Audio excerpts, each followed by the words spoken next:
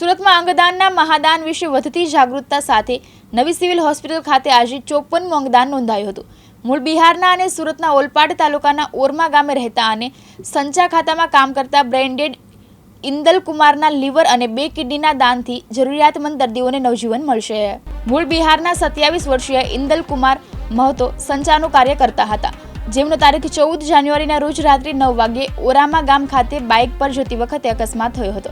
રસ્તા પર બેભાન થતા સાથી મિત્રએ ઘર પરિવારને જાણ કરી હતી અને 108 ઇમરજન્સીનો સંપર્ક કરી ઓલપાડ ખાતે હોસ્પિટલમાં લઈ જવામાં આવ્યા હતા, જ્યાંથી વધુ સારવાર માટે રાત્રે 10 વાગે સુરતની નવી સિવિલ હોસ્પિટલ ખાતે લઈ આવ્યા હતા અને આઈસીયુમાં શિફ્ટ કરાયા હતા, જે સઘન સારવાર બાદ 17 જાન્યુઆરીએ સવારે 7:14 ડોક્ટરે તેમને બ્રેન્ડેડ જાહેર કર્યા હતા।